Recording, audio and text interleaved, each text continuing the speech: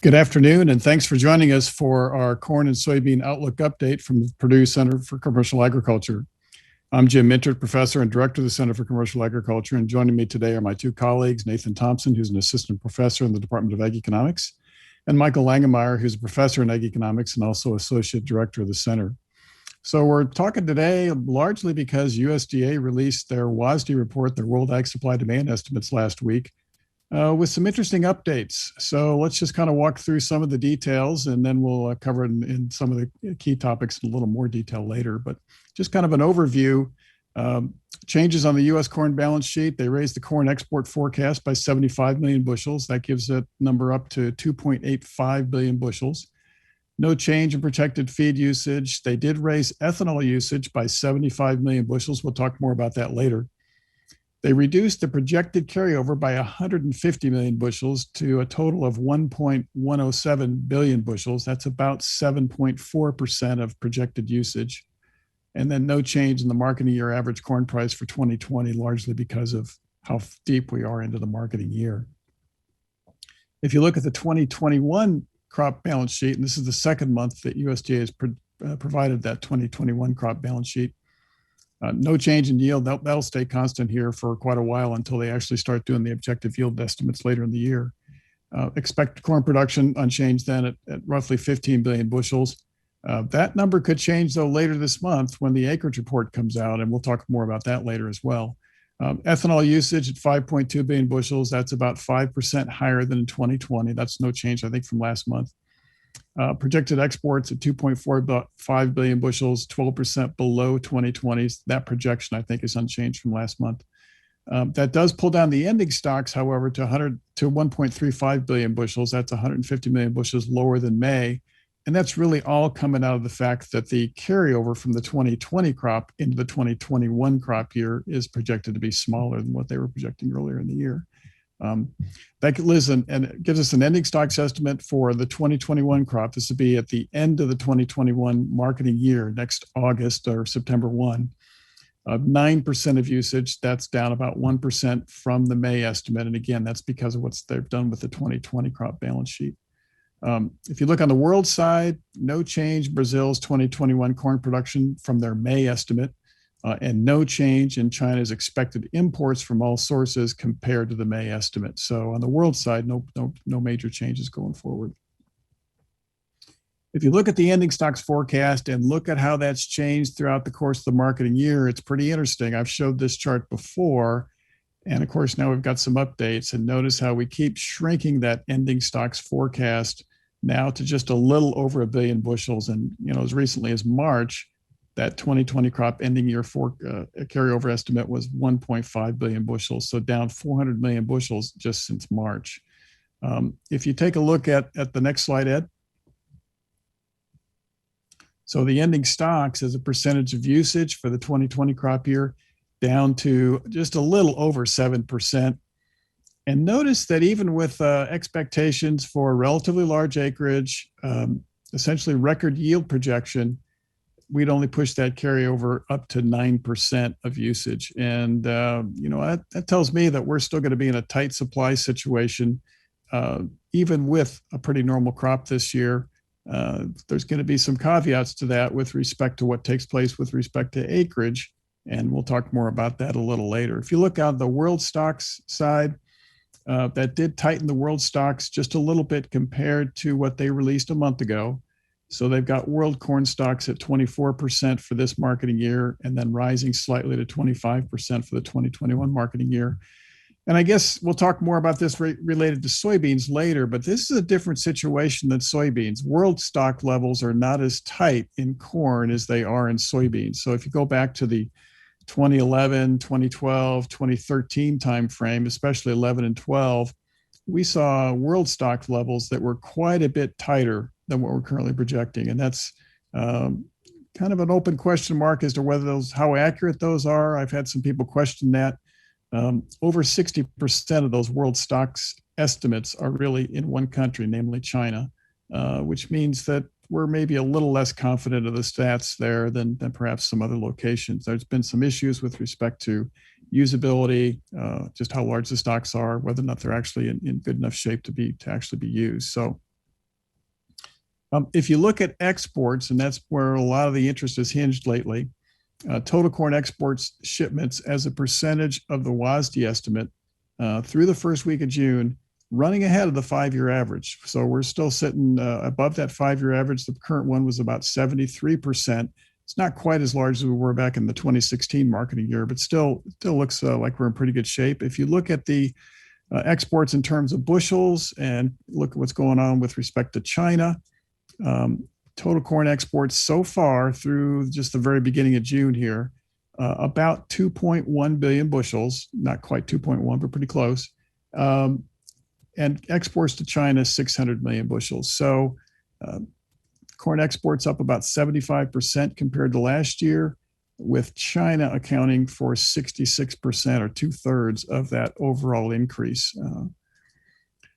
If you take a look at what's going on in the ethanol, the other big source of demand that we kind of worry about, ethanol prices have really surged on the U.S. travel rebound. So these are monthly average unleaded gas and ethanol rack prices provided by the Nebraska Energy Statistics Agency. And notice as you look at that green line, how the dramatic rebound that we've seen in ethanol prices. As recently as December, that ethanol price was just 60 cents a gallon. Really taken off here as we headed through the rest of the winter and into the spring. And the most recent estimate I've got on there is for May. We don't have any data yet for June, but the May estimate, 262, and actually exceeding the recovery we've seen in gasoline prices. If you take a look at ethanol margins, and that this really explains what's going on in the margins, the strength in ethanol prices has been enough, even with these high corn prices, to keep ethanol margins positive. This is based on the Iowa State data from the Center for Ag and Rural Development, Iowa State, where they maintain a kind of a simulated ethanol plant database to monitor how those margins are changing on a day-to-day basis. And you can see that since early February, they've been positive. They have been higher than recently. This is data through the, I think the 4th of June. So they have tailed off a little bit, but still very positive. And so that's been a boon. And I think Nathan will talk about that later in terms of ethanol demand for corn going into ethanol plants. Ethanol production is rapidly approaching 2019 levels. You know, if you go back, so just for a point of clarification, earlier in the year, we were comparing ethanol production on a week-to-week basis with last year, with the 2020 numbers. We're at the stage now where it makes a lot more sense really to compare back to the pre-pandemic area, which would be 2019. But notice when you compare what's going on recently to 2019, we are getting very, very close to production levels that are equal to what we were doing in 2019. The last couple of weeks, we've been between 1% and maybe 4% below a year 2019 levels. And I think expectations are that we're going to hit those 2019 levels as we head through the summer, as travel rebound continues to occur. We're just heading into the vacation season, the driving season, if you will. And I think there's an expectation that we're going to see that continue to rebound, continue to improve. So, Michael, you've taken a look at what's going on. So that kind of wraps up what was on the WASDE report with respect to corn. Michael, you've taken a look at what's going on with respect to the 2021 crop. So I'll let you elaborate.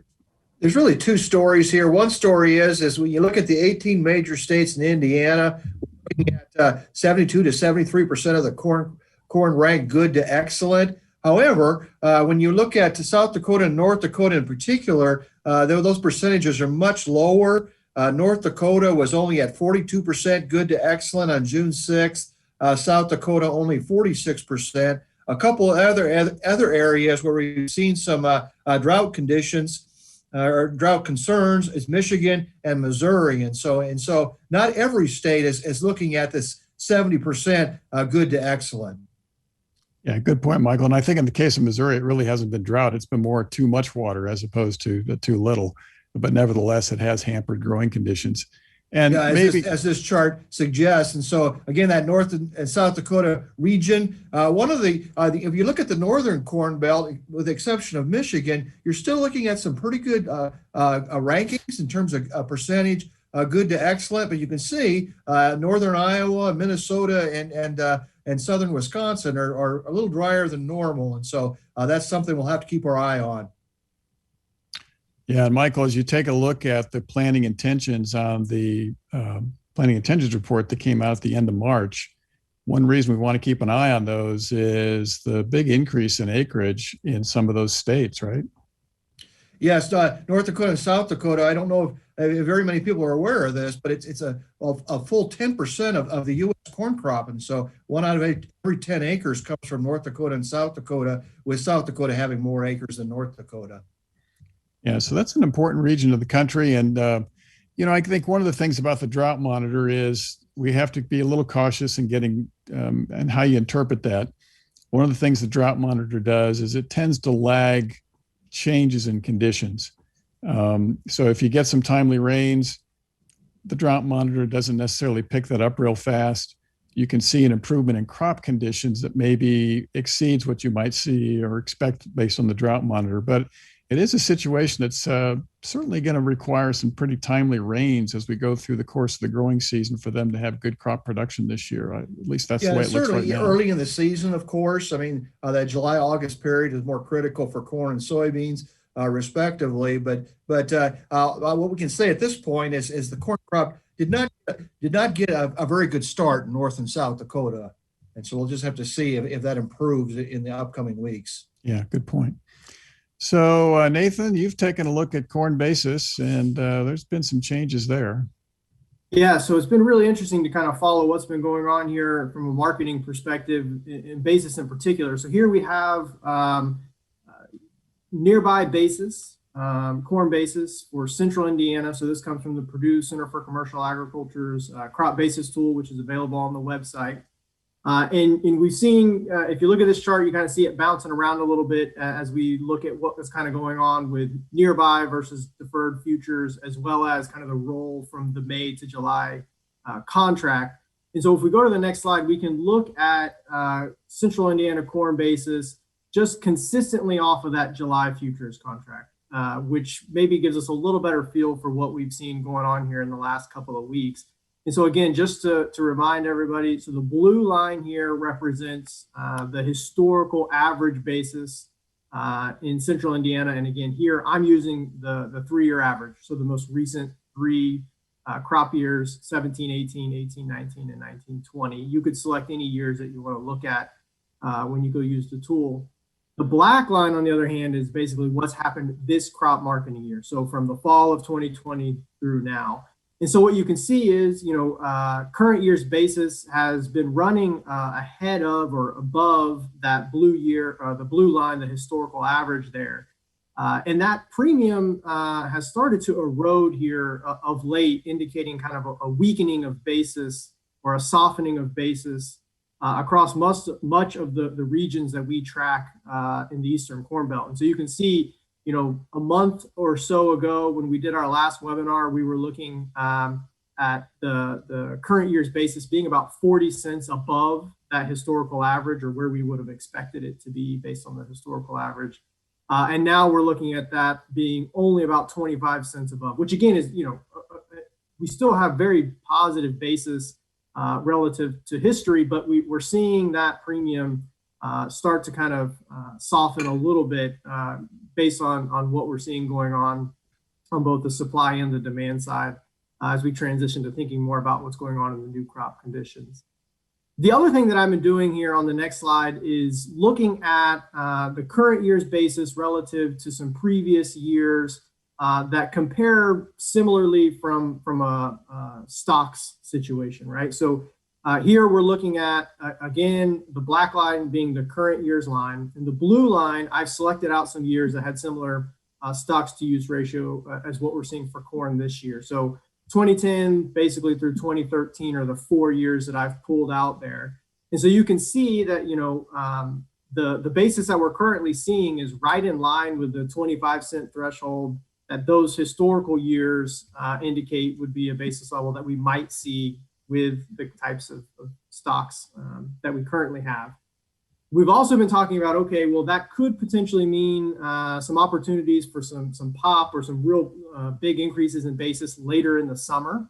And so again, we've been marking this 50-cent threshold kind of further out there into July and August as something that people might be thinking about as they're thinking about whatever remaining old crop that they have.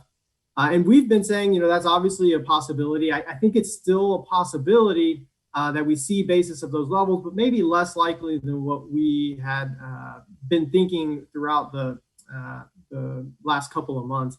And again, what I think is going to drive that opportunity for some bigger basis opportunities would be, one, obviously weather. And so, you know, Michael indicated that we have some locations that are having some weather issues, but overall, pretty good crop ratings at this point in the season. Again, that could change. And then also, you know, demand. I think later in those summer months, a lot of times when we see these big plays in basis, it's driven by some sort of demand issue. So lately, that's been a lot of export demand. So if there's some sort of thing where Brazil is not able to offer exports because of the growing conditions down there, the U.S. could become the major player there in the export market, and that could provide some opportunities for some big basis play later in the year as we look forward. But again, I think the important thing to think about as we look at current basis situation and we think about, you know, what opportunities are out there, is that those large plays in basis that we've been talking about for a while now, given the stock situation, are probably less likely than they were at one point, but still something. If you have some old crop and you haven't taken it, you know, they're out there, but, you know, you need to calculate the risk there because there's a lot of risk in basis as we look into those summer months. The other thing here is, again, this is the same kind of thought process, but just I left out the 2011 and 2012 crop years because those are more of a drought issue. So a supply problem. We didn't really have a supply problem in 2020. It was more driven by demand, right? A big jump in demand, which gave us the stocks situation that we have now. So when you look at just 10 and 13 as kind of your comparison years, you can see that, you know, we're already well above that 10-cent threshold there at the beginning of June, based on those two historical years. And really, we've about reached that 30-cent threshold. I think we're at about 25-cent positive basis in central Indiana. So we've about hit that threshold that's later out in the summer months. And so again, that's just giving you some targets or some numbers to kind of quantify what we've seen going on and what you might be thinking about going forward. But again, realize that there's risk involved with that, especially what we've seen going on the future side of things. And then also, you know, I would say that the opportunities for those are less likely than they were at one point in the marketing year. That's a good point, Nathan. I think the key here is, could we see a repeat of what happened in some of those prior years later this summer? Sure, we could. What's the probability of that? Well, it doesn't appear to be real high. And so if you choose to hang on to try and capitalize on that, it could be a case of high reward, but high risk, right? Sure. And so it's not something you probably want to bet very much of your production on, but there is that possibility. And it's going to, I mean, the bottom line is we're not going to know until late July and August whether or not those are going to be realized. And, you know, it could be driven by exports, as you mentioned. It could also be driven by some strength, maybe in the ethanol market. Those would probably be the two drivers, as well as just crop conditions in here in the U.S. But so you've also taken a look at ethanol plant basis, and that's an interesting story in and of itself. It really is, and it's interesting to kind of think about this through the lens of what you just talked about as it relates to production levels in ethanol, as well as the margins and those overall prices. And so we've been looking at this for a while. And again, this is a little bit of a busy slide, but when you think about ethanol over the last 5 years or so, I mean, there's just so much that has happened in that market. And when you want to think about basis, you got to kind of take it all into consideration. So I'll quickly summarize what we have here and then try to, you know, point us to kind of what we take away from that. So you've got several lines here. So the blue line is the 2015 to 2017 average. So this is an average of all the ethanol plants that I have access to basis information for in the state of Indiana. So that's like 13 ethanol plants, all averaged into one basis value. And again, the blue line is just the kind of what I call the historical average, where I picked out 2015 to 2017. The reason that I didn't include 18, 19, and 19, 20 is those years had some exceptional things that happened in them that influence those basis levels, that I think it's important to take those out and look at those individually and what happened in those years. So again, 2018, 2019 is the green line here. We started out with relatively weak basis. But then we got into the spring of 2019 and had some planting issues. And so those new crop conditions had big impacts on basis over the summer of 2019 for old crop corn. And so we saw this big jump there kind of in the green line in the summer of 2019. The red line is the 2019-2020 crop year, where we were running relatively strong basis levels at ethanol plants. Again, the red line being above that blue line, the historical average. And then we get to the spring of 2020, and we have the COVID situation, a huge impact on gasoline demand and ethanol in turn. And so we see this huge drop in basis levels for ethanol plants. And so, because of those kind of extreme events there, you kind of got to take those out of the average. So you're really comparing to something that you think is more quote unquote normal. And so then the last line that you have is the black line. And that's what's happened basically in this crop marketing year. So from the fall of 2020 to now. And what you can see is that, that was really tracking along relatively similar to that historical 15 to 17 average. But since about the turn of the year, so January 1st, we've seen ethanol plant basis increase pretty rapidly, I would say, given everything that's been going on. Obviously, we know that ethanol has kind of been ramping up relative to where they were in 2020 with the pandemic situation. But, we've had really high corn prices. And so to see the kind of continued strength in ethanol plant basis through kind of the beginning of this year into the summer is really interesting. So we've seen that increase about 40 cent increase in basis from January 1 to about now.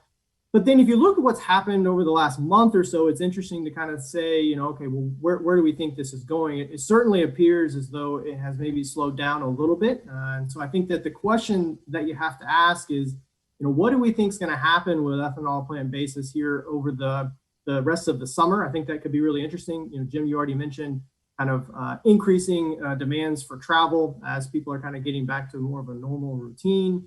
Will that, play positively here, or, has ethanol plant basis kind of reached its peak and it's going to maybe start to slow down a little bit, maybe revert towards something more normal?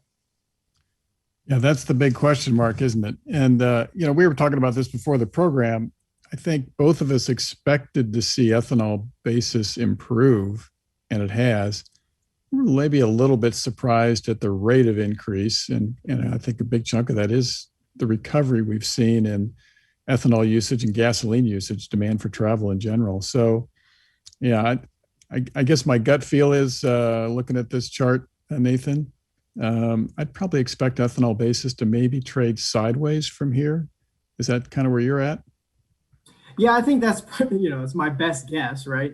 Based on what you're showing from the margins and the production point of view, it seems like we're getting back into a little bit of a groove that maybe is normal.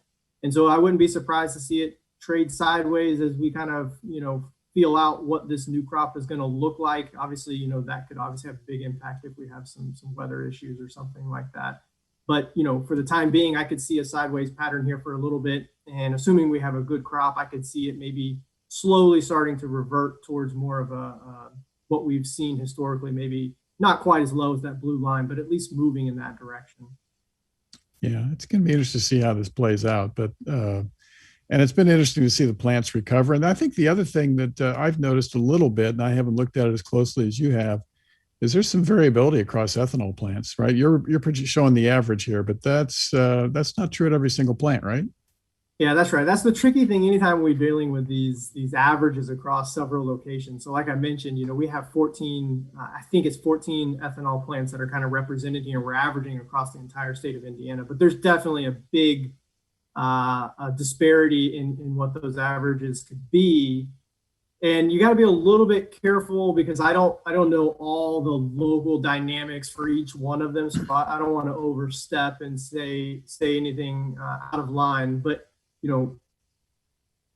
they're definitely different from location to location, and why that is in this particular year, I'm not going to speculate on. But to your point, that 40 cent average is definitely an average. There are some that are closer to zero and some that are above that 40 cents. And so you got to be a little bit careful and how you interpret this. But this definitely gives us a trend of what's going on.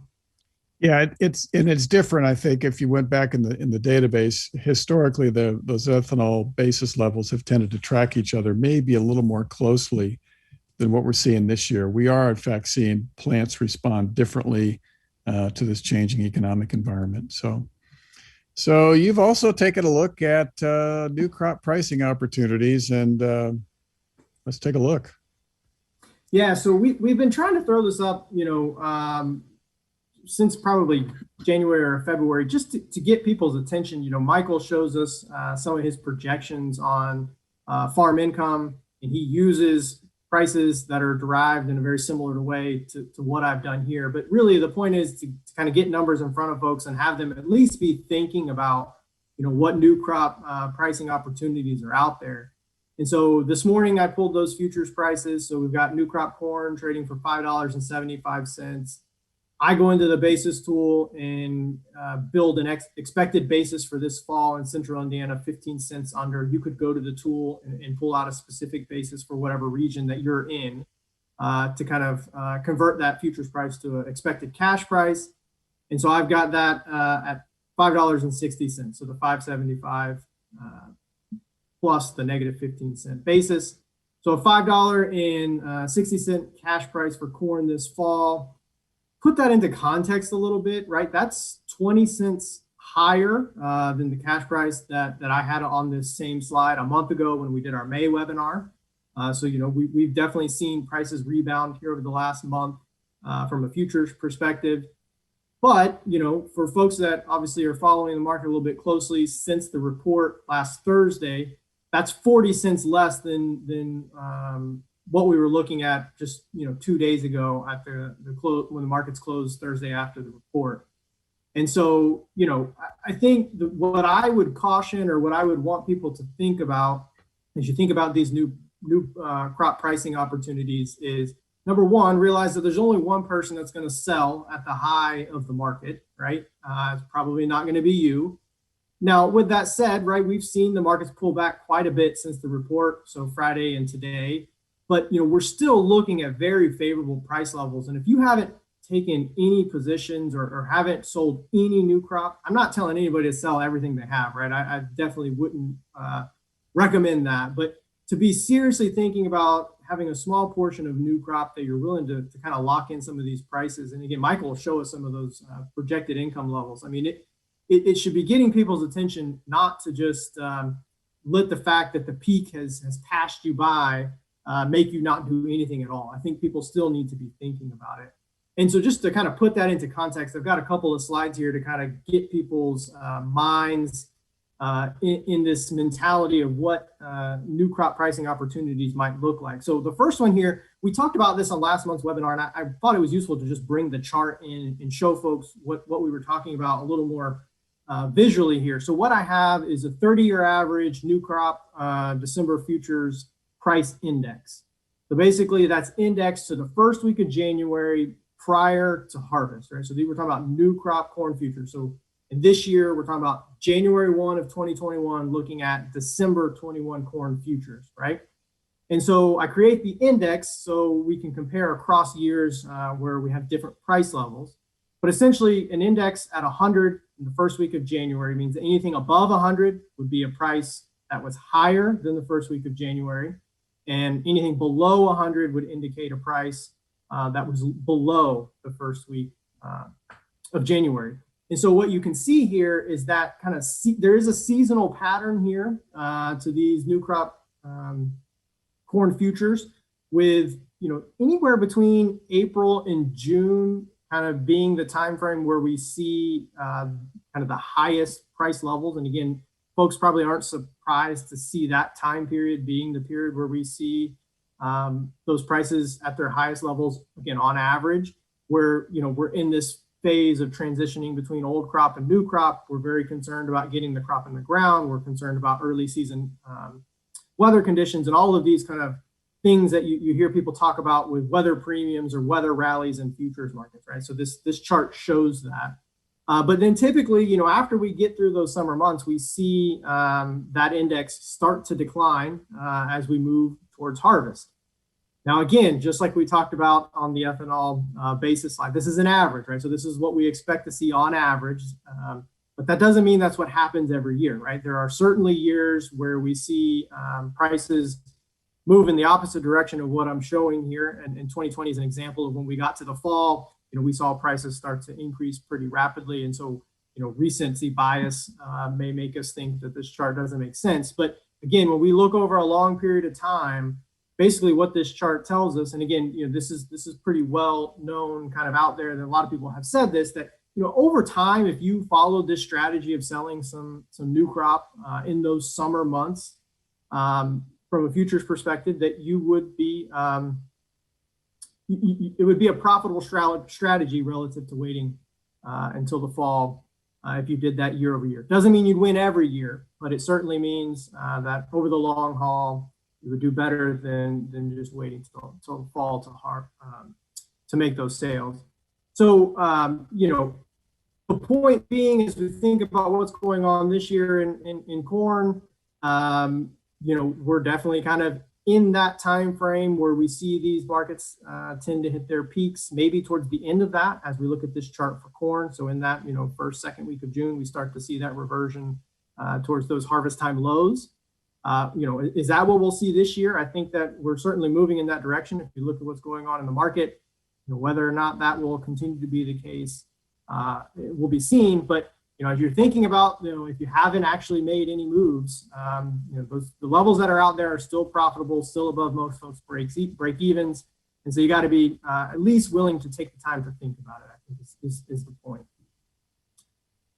It really reinforces the old marketing adage, doesn't it? That you should maybe consider doing some new crop contracting around Father's Day, right? We had a guest speaker at Top Farmer a while back, Chad Hart from Iowa State University, and that was his comment: was circle your calendar on Father's Day and sell corn, and I believe sell soybeans was kind of his recommendation. And this chart really kind of reinforces that idea, doesn't it?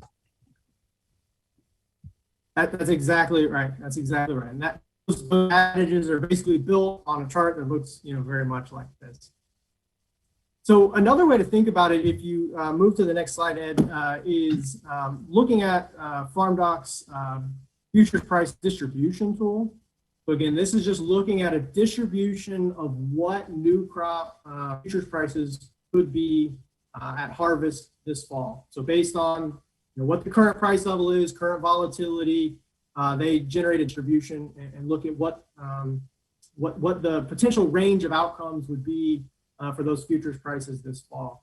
And so again, this is just kind of giving you some context on what sort of movement we could see, in particular thinking about the downside risk there if you're not willing to kind of lock in a portion of these prices. So when I went on there this morning, looked at current corn futures price levels of $5.75 and said, all right, well, what's the probability that price is going to decrease by more than $1? Which really isn't that much, right? We've seen corn prices go down and up $1 here in the last 4 weeks.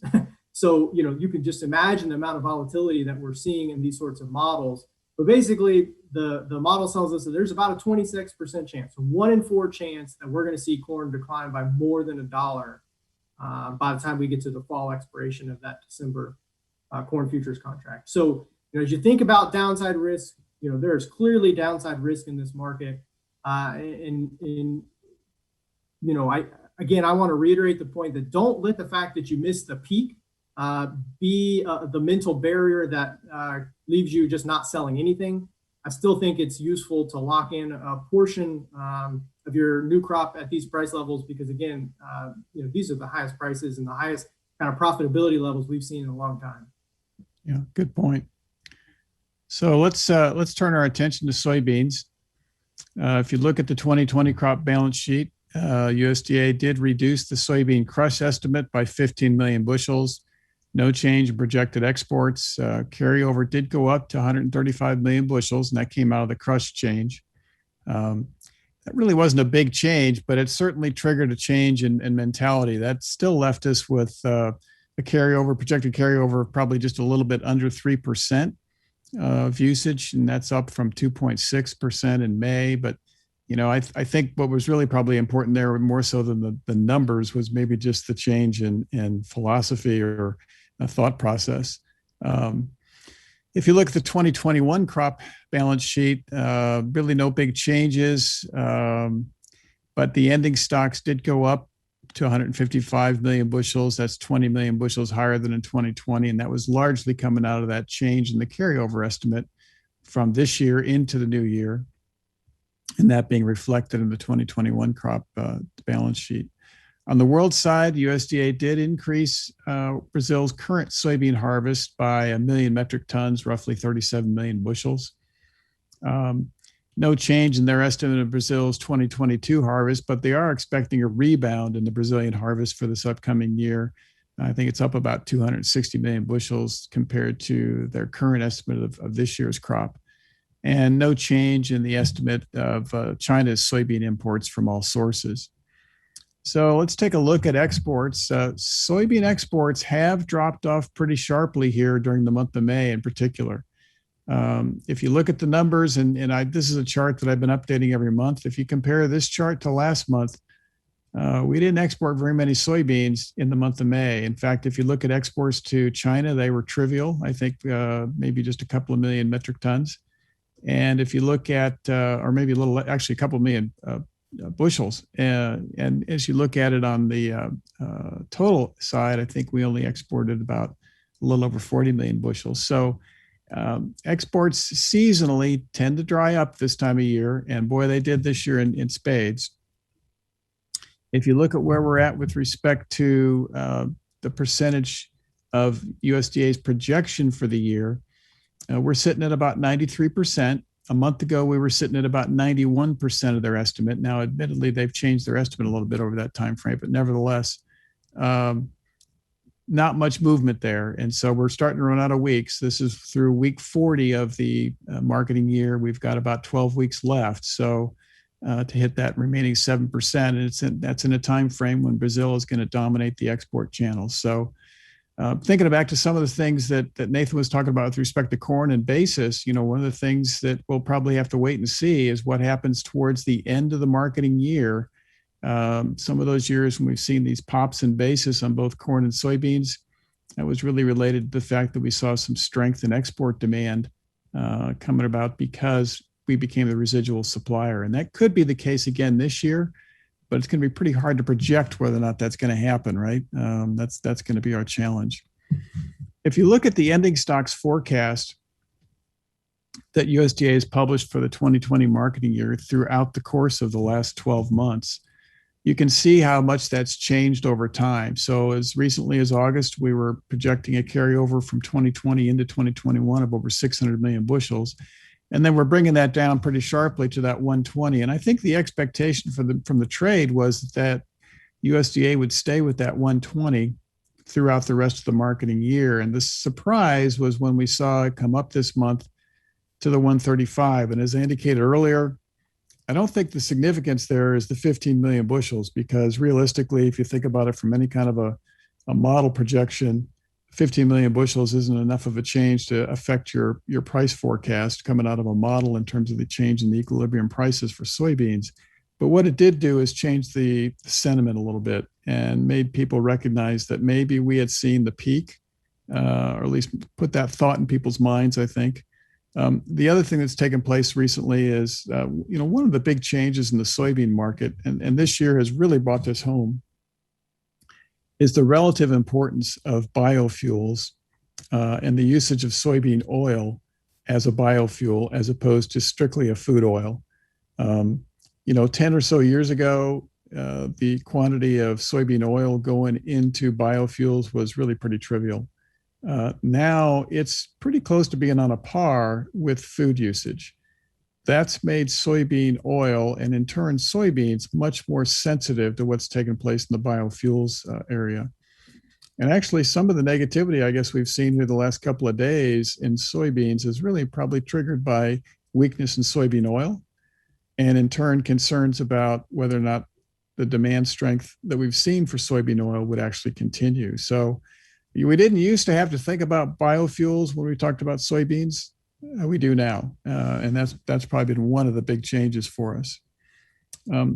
If you look at ending stocks, though, we're still looking at a tight situation. So we're talking about some downside risk in both corn and soybean prices. And obviously the market has been pretty negative here in recent days. And Nathan will talk more about that in a minute. But if you look at it as ending stocks as a percentage of usage, we're still below 3% for the 2020 crop year, and basically right at 3% currently projected for the 2021 crop year. Now, one of the wild cards in both the corn and soybean outlook is when you look at those projections for 2021, all the USDA projections are based on the planting intentions released at the end of March. And it's pretty widespread expectation, I think, among the industry that we're going to see larger plantings of both corn and soybeans than what were on the planting intentions report. The big question mark is how much of a bump in plantings are we going to see relative to those planting intentions? And so it's going to make that acreage report very interesting and very, very important this year. But I think we're probably starting to see some expectation of larger acreage for the 2021 crop embedded in some of the price action we're seeing, meaning the market has already kind of maybe moved a little bit beyond where those planting intentions were, and actually maybe implicitly suggesting that the carryovers in the 2021 crop year might not be as tight as what I'm showing on that chart right now based on the current USDA numbers. We'll know more in just a couple of weeks. I guess this is a good time to plug the fact that we'll be doing a podcast just a few hours after that planting acreage report is released. So if you haven't tapped into our Commercial AgCast podcast, you might want to do that. We'll be recording that afternoon, and it'll be available that evening. So you could get our take on that from the podcast. If you look at soybean stocks to use on a world basis, this is a different situation than corn. I kind of alluded to this earlier. On the soybean side, that stocks to use ratio on the world basis is actually pretty close to where we were back in that 2011, 2012, 2013 timeframe. USDA did bump that up just a little bit here for the 2020 crop, largely because of what's going on in the US, but that put us at 24% versus 23% for the 2020 crop year, and then a small increase into the 2021 crop year based on their current production estimates. But those are pretty tight numbers by historical standards. If you look at the chart I've got there, there's really only one year that was significantly lower than that. That was back in 2008 when we got back down to 19%. But that still suggests a lot of volatility out there with respect to soybean prices. So with that, Nathan, you've been looking at the basis situation on soybeans as well. Yeah, so, just in terms of what we've been seeing, the story is pretty similar on soybean basis. What we see going on the stock situation is obviously a little bit different. But so we'll start out here. We have Central Indiana soybean basis for the nearby futures contracts. So again, you see this dip at the end of April going into May, where we had kind of some divergence between nearby and deferred futures contracts, and then we roll to the July futures contract. Again, if we look at that on the next slide, just strictly based off of that July futures contract, we get a little better feel for maybe what's been going on, especially of late here. And so again, we've been talking about strength in soybean basis throughout the entire crop market of the year, right? So we've been running well above that historical average, which is the blue line. But again, similar to what we just talked about with corn, we've seen that soybean basis start to weaken here the last several weeks. So going back to last month's webinar, we were looking at soybean basis that was 78 cents higher than that historical two-year average being what we typically use for soybeans when we're using the tool based on some research that we did. That's kind of the best fit there for that kind of building that expectation. We've seen that kind of narrow down to only about 44 cents above that historical two-year average. Again, 44 cents above that average is still really good basis levels. But as you kind of think about the trend here, what's going on, the direction of that change, you have to start to think about, seeing some weakening of soybean basis that we've seen here and what will happen here over the rest of the summer month. And so again, on the next slide, we're looking at the current year's basis relative to a year where we had similar stocks to use. So again, going back to that 2013, 2014 crop year, for soybeans, where we had stocks to use that was similar to where we're at now at about 3%. And you can see that actually that black line has tracked really closely to the blue line through most of that year. And again, looking at that, June or so time frame, we've pretty much hit that 35-cent target. So if you want to call it a target, that previous kind of tight supply year would have suggested. If you look further out kind of into July and August, you can see there's some higher thresholds out there that we've kind of mentioned previously. So 75 cents, maybe in July, well over $1 there in August. And again, I would say it's a similar story to what we talked about with corn. Those numbers could potentially still be out there, right? There could be scenarios where we see basis levels that high this summer. If you think about the current supply situation for soybeans, it's definitely tighter than corn. So probably a little more favorable to seeing something like this summer with soybeans. With that said, I still think that a lot of what we're seeing going on suggests that numbers that high probably aren't really likely. Maybe less likely than they were at some point, but still maybe more likely to see some positive basis play here for soybeans as we think about what's going on with the stock situation. They're much more sensitive to any sort of supplier demand shocks that we might see over the next couple of months or so. So. I think that you got to keep both of them in mind, and you got to keep in mind where we are from a supply situation on corn versus beans as you think about these particular charts and what might be out there from a basis perspective. Yeah, I mean, if you think about it, Nathan, it's the drivers are probably going to be export demand, right? And that's going to be contingent on how quickly Brazil runs out of supplies, South America in general, but Brazil in particular probably. And then, as I indicated earlier, soybeans have become much more sensitive to what's going on in the biofuels market than they were just a few years ago. And that's something that I'm probably not fully acclimated to. I think many of us are probably not fully acclimated to thinking about soybean oil as a source of biofuels, but it has really changed a lot. And looking at USDA's projections going forward, they're anticipating significant growth in the quantity of soybean oil going into biofuels. So USDA is anticipating this being a very strong source of demand for soybeans going forward. Historically, we always think about you crush soybeans mostly for the meal, and then think about how you market the oil. But that's no longer the case. This market has been driven pretty heavily by what's taken place on the oil side. So I threw a chart in for November soybean futures, and really just to kind of lead into your next chart or your next slide, Nathan. It's the negativity is out there, right? We've seen the significant decline in these prices the last several days since the report's release. But when you look at the chart, you still realize, okay, if you just chopped off these last few days, you wouldn't feel quite so bad about those prices, right? So, So with that, you've taken a look at what kind of prices you could potentially hedge for fall delivery. Yeah, so that's a great kind of segue into this slide. So again, it really just to get people thinking. And so as of this morning, we had new crop soybean futures at $13.85. I used the basis tool, generated a expected basis for this fall in central Indiana of 30 cents under.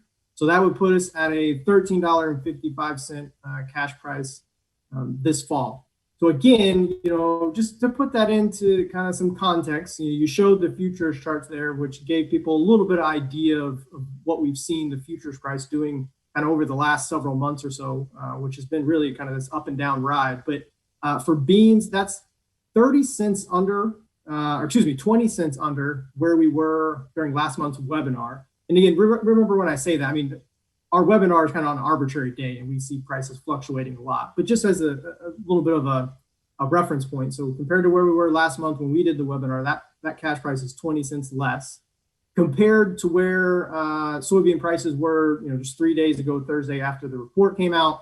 That's 75 cents less. So again, a really big drop like we showed on the futures chart there.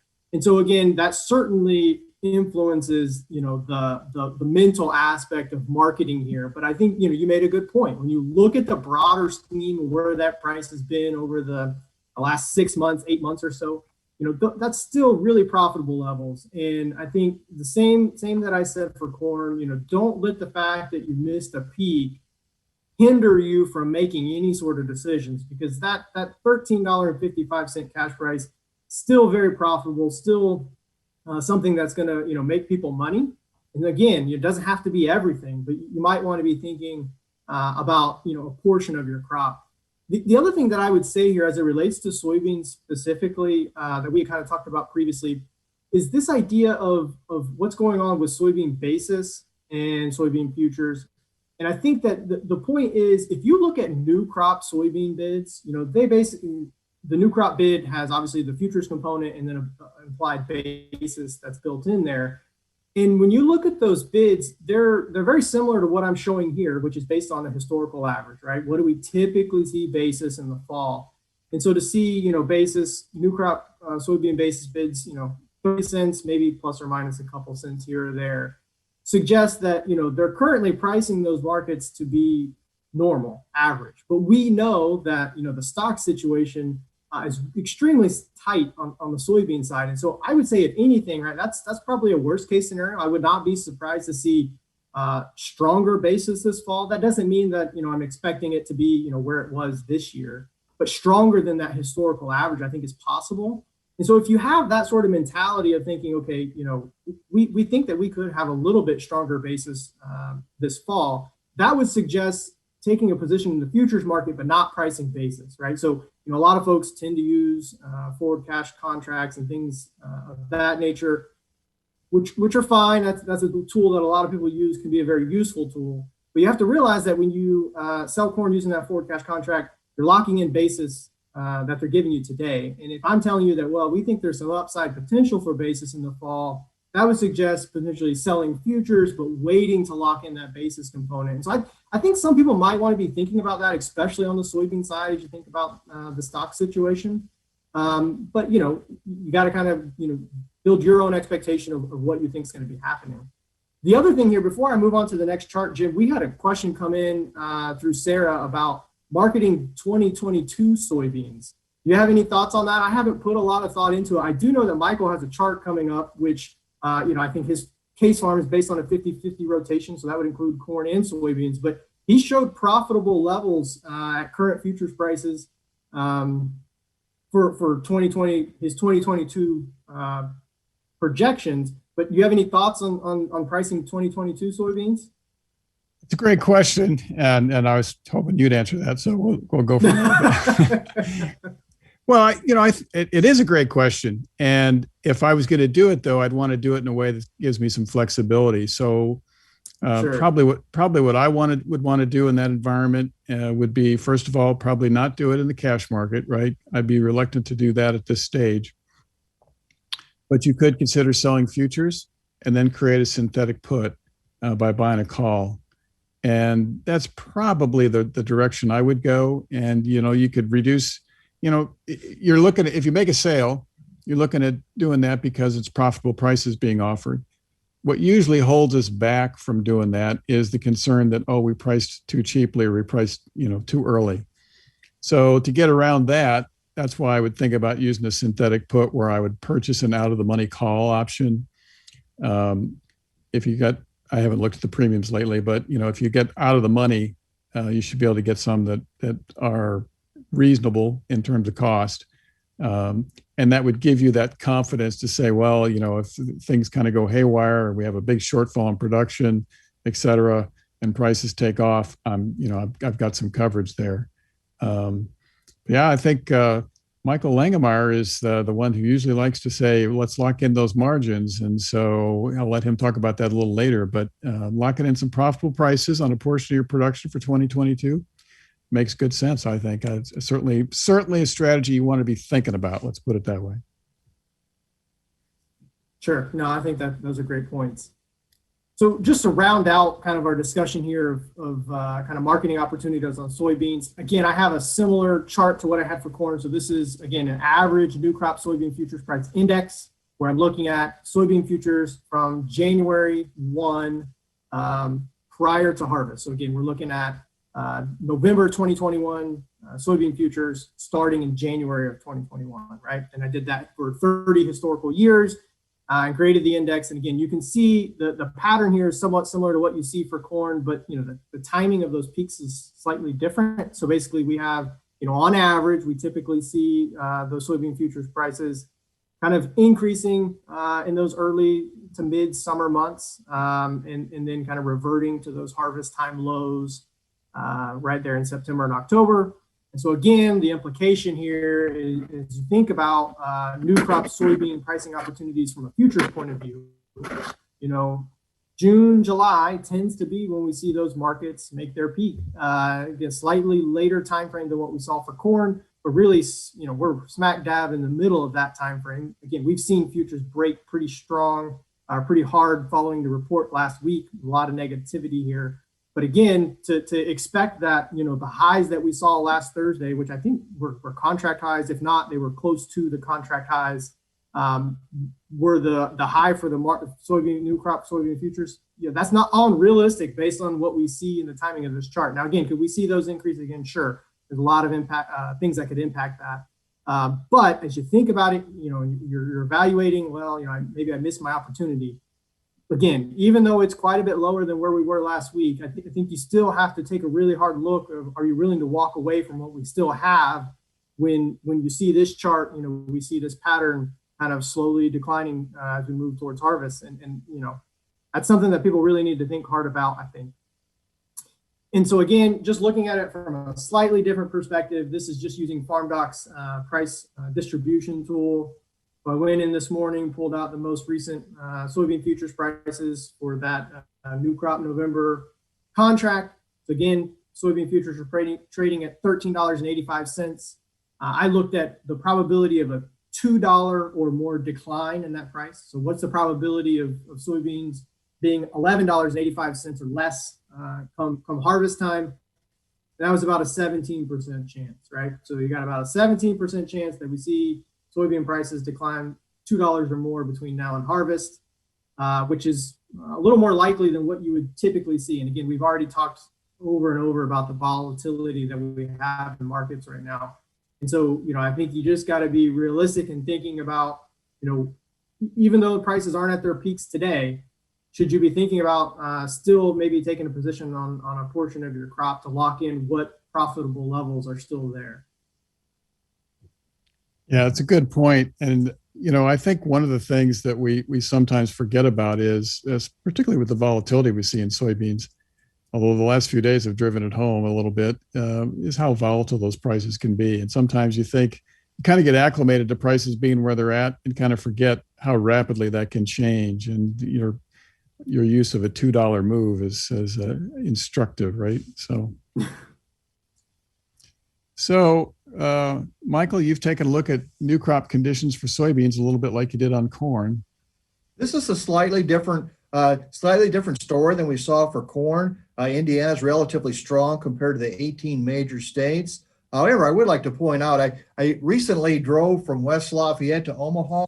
I saw very few bad fields. And so I think what's taking down the 18 major states is North and South Dakota, North Dakota in particular. North and South Dakota, if you look at prospective plantings, represent 1 out of every 7 acres of soybeans in the United States. If those prospective plantings actually occur, we'll find out in a couple of weeks. And North Dakota right now, only 25% of the crop is rated good to excellent. For South Dakota, it's only 45%. So they're really pulling down those ratings for the 18 major states, given how important they are in terms of soybean production.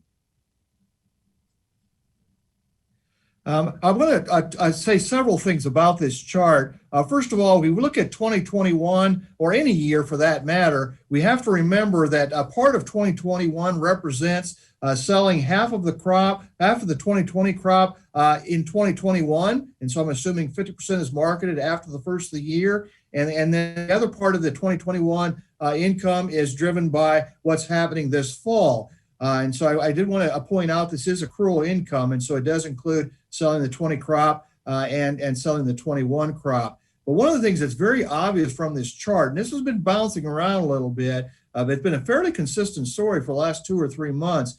Look how strong 2021 is, even compared to 2010, 2011, 2012. And so this is why it's so important to think about your marketing strategy, your marketing plan for 2021. 2021 could be a really good year if we get prices similar to what Nathan was talking about earlier, that 550 corn and 1350 soybeans is which is what I've used to project the net farm income per acre in 2021. So 2021 is shaping up to be an extremely good year. What's been a little surprising, and I've been revising this every month, but what's been a little surprising is how good 2022 looks.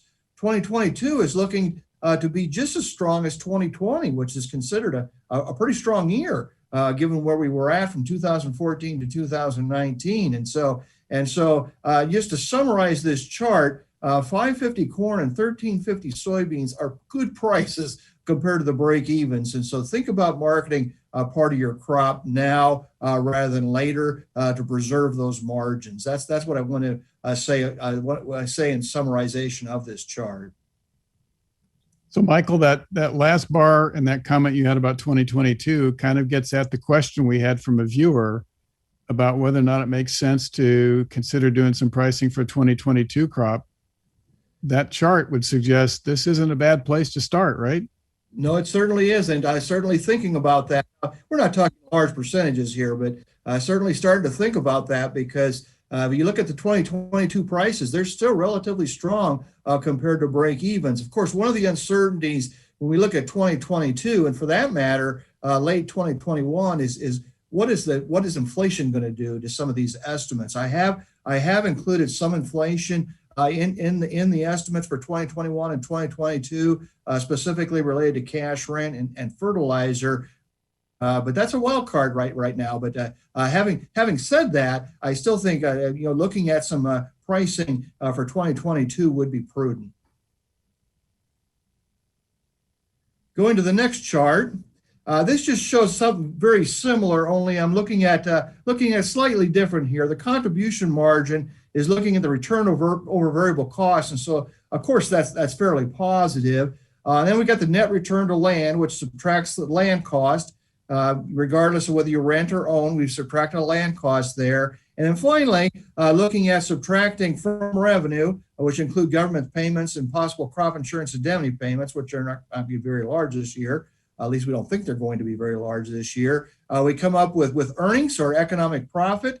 And this just illustrates how good 2020, 2021, and 2022 are shaping up to be. When you see really large positive economic profit like that, it tells you two things are likely to happen. First of all, we're going to increase the demand for machinery and buildings, perhaps. I say perhaps because there is some issues there of inflation and shortages and these kinds of things going on in those industries, but also suggests why we're seeing the upward pressure in land values. So when you see economic profit like that, one of the things that people do with that profit is try to buy land. And so it increases the demand for the land that's on the market. Just taking a little closer look at cash rent. If we go back in time, looking at 10, 11, and 12, for example, we had some really large increases in cash rent. In fact, in those 3 years, cash rent increased over 10% in each of those years. And so 3 straight years, 10, 11, 12, we saw some 10% increases in cash rent. The reason why I'm saying that is we're seeing a similar strength in net return to land for 2020, 2021, and 2022. And so my green line here incorporates a 5% increase in cash rent. That's probably going to be tiny compared to what we're actually going to see in 2022.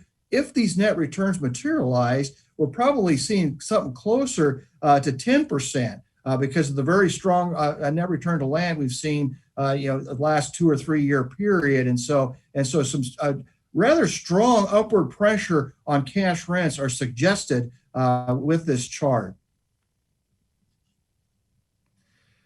Back in April, we talked about the relative profitability of corn and soybeans, and so it'll be interesting to see what those actual plantings turn out to be. At that time, it looked like soybeans were relatively profitable compared to corn. Soybeans, since then, have seen some relative weakness compared to corn. So if you go to the next chart, this is what it looks like at the current time. Obviously, we can't change what we did in 2021, but it looks like corn is going to be relatively more profitable. And we really haven't seen this strong of corn profitability vis-a-vis corn since 2012, at least in Indiana. This is looking at Indiana data. They might be slightly different in Iowa and Illinois, where corn is slightly more competitive than what it is in Indiana. Looking ahead at 2022, this is no big surprise. We're assuming similar profitability in 2022. We will keep tracking this to see if this changes, but we're not expecting any large changes in acreage. Early look at 2022 based on what's happening right now. And so bottom line, both corn and soybeans are seeing strong margins. It's not just corn, it's both corn and soybeans, with corn seeing a slightly stronger margin in 2021. So I go back to that. I sound like a broken record here. I go back to that saying $5.50 corn is not a bad corn price. And so corn in particular, you really need to take a look at your marketing strategy with regard to corn in 2021. So, Michael, that kind of takes us to our last slide. And I guess the reason I put this one in was if people were paying attention to the slide that you projected in April, and actually I think it was similar in couple of the prior months as well. Do you think we might see a surprise on the acreage report with respect to soybean plantings? Do you think those returns in late winter and even spilling over into early spring were strong enough on the soybean side to maybe encourage people to plant more beans, even more so than corn? I think both acreages could increase, but do you think they're going to be swayed towards soybeans? It's certainly possible. If it does happen, my guess is it would happen in Nebraska, Iowa, Illinois, maybe Minnesota and some of those kinds of states. Given what's happening, what's happened in North Dakota and South Dakota, I'm not sure whether you're going to see more soybean acreage up there or not. And what's up there isn't in very good condition right now. But we certainly could see, and again in that some of those main Corn Belt states, we could see slightly more soybeans than we saw in the prospective plantings report. So that kind of leads us into our conclusion, and that is, we've got some serious issues here with respect to acreage this year. Before the webinar started, the three of us were talking about the fact that the acreage report is always an interesting report. It's going to be above average in terms of interesting this year because most of us were surprised at the planted acreage or acreage intentions on the intentions report in March. We thought the actual acreages would come in larger than they did.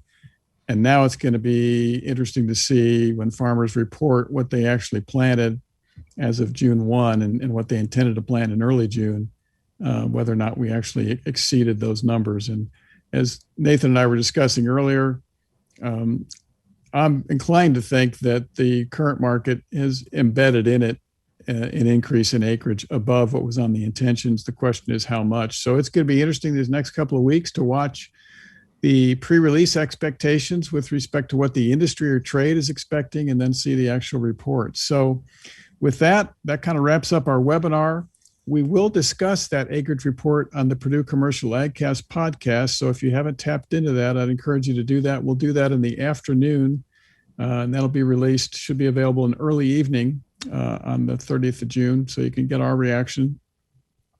And then we'll have our next webinar following another WASDE report from USDA in mid-July. And of course, by that time, we'll know more about what's taking place with respect to growing conditions and maybe have a little better grip on some of the export considerations we've been discussing. So with that, thanks for joining us.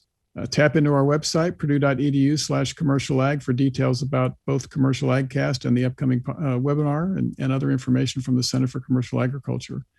And so on behalf of the center and my colleagues, Nathan and Michael, thanks for joining us. I'm Jim Mintert.